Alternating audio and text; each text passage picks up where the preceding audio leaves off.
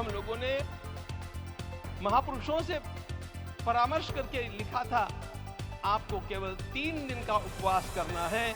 आपने 11 दिन का संपूर्ण उपोषण किया। हमने 11 दिन एक भुक्त रहने के लिए कहा था, उन्होंने अन्न का ही त्याग कर दिया। महाभारत में कहा गया है, अनशन यह सबसे बड़ा तप है, अनशन। और उसको उनके जीवन में साकार होते हुए मैंने केवल देखा नहीं, मैं थोड़ा तार्किक हूं। आपकी परम पूजनीय माता जी से मिलकर के मैंने उसको रिकन्फर्म भी किया था कि आपका ये अभ्यास 40 वर्षों का है।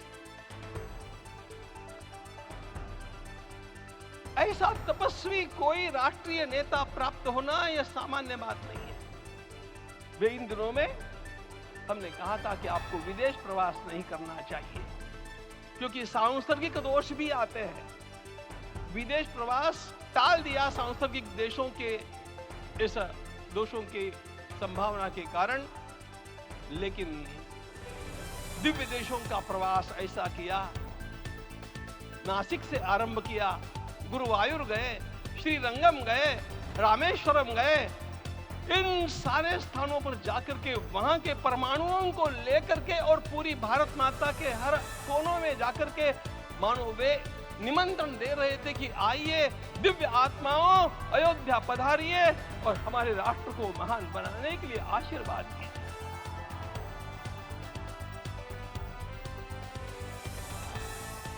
हमने केवल कहा था 3 दिनों तक आपको भूमि शयन करना चाहिए। 11 दिनों से आप भूमि शयन कर रहे हैं।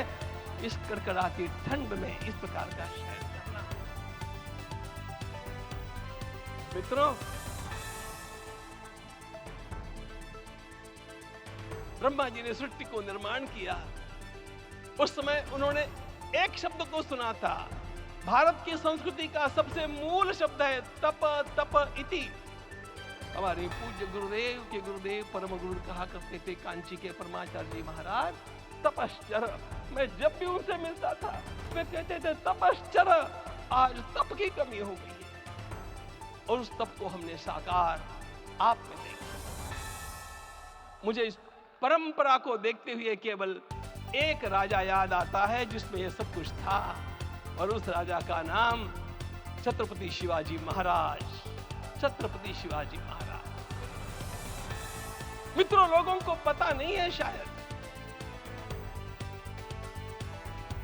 वे स्वयं जब मल्लिकार्जुन के दर्शन के लिए श्रीशैलम के ऊपर गए, 3 दिन का उपवास किया, 3 दिन शिव मंदिर में रहे और महाराज ने कहा कि मुझे राज्य नहीं करना है, मुझे संन्यास लेना है।